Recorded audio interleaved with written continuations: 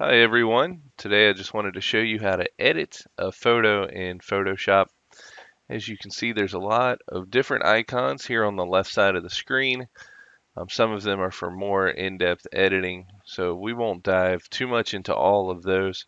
We'll just hit on a couple today and kind of give you a rundown of a few things you can do for basic photo editing. So for example, we'll use this picture of me at Baltimore's Camden Yards back in January. And say I want to get rid of this kind of metal slat here in the bottom, just to make it look a little more uniform and not draw your eye there. So the first thing I'm going to want to do is right here where my cursor is hovering over, this is the magnifying glass.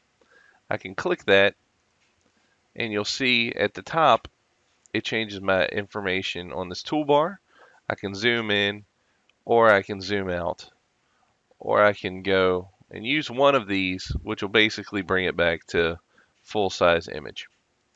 So I'm going to go down and actually click where I'd like to zoom in, just so I can see what I'm going to be editing a little bit better.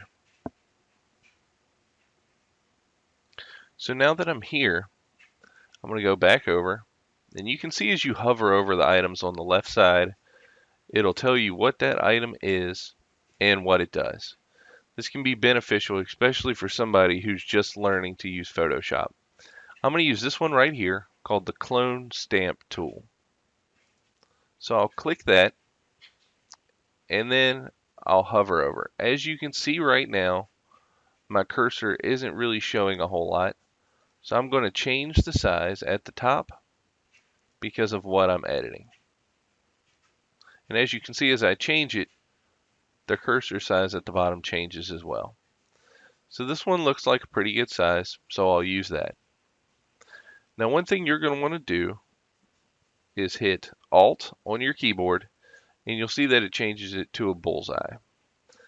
This allows me to select a certain area within my image. So I'll hold Alt and then just left click on your mouse. And that is going to save that portion of the screen. So as I come over the metal part, you can see that part of the flooring is showing up. So what I'm going to do is left click, and now I can drag. And then left click, and then do the exact same thing.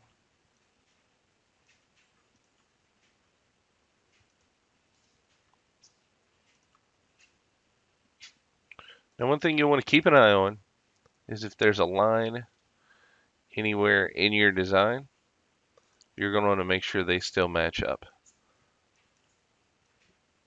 as you go through. So just continue to click. So Alt, click to capture,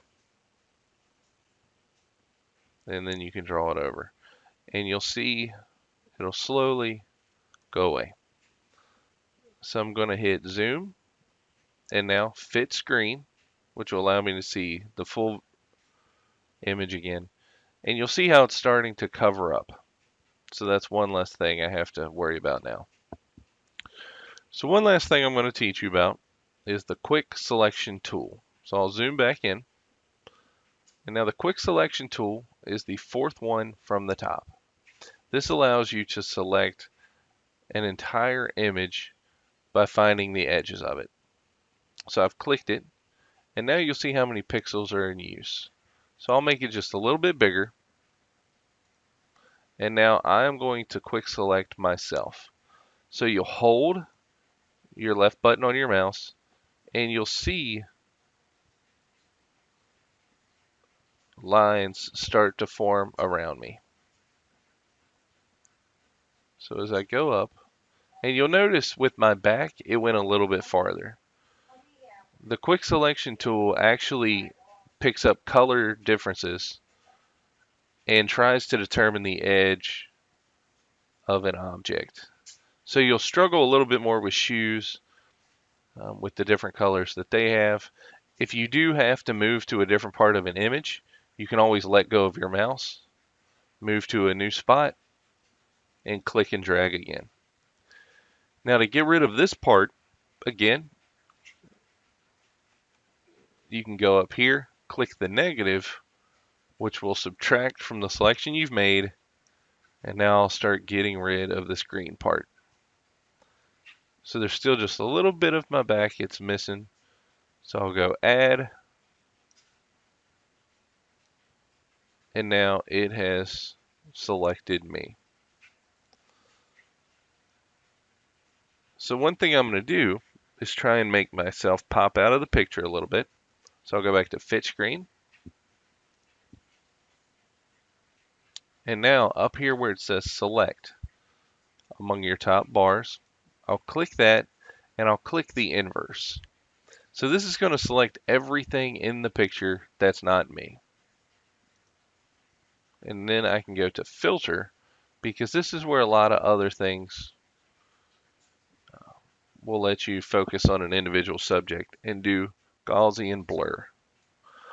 And you'll notice this right here has started to blur out everything in the background. So you'll have a pop-up bar here, and this will let you change how much it's blurred out. So you can go to almost no blur, or you can go as high as 1,000 pixels, which basically just leaves me. So usually in the 20 to 30 range is about what you're shooting for. So I'll hit OK. And then to get rid of this selection, I'll go to select again, click deselect, and we have our new image. So those are just a few of the tools you can use within Photoshop.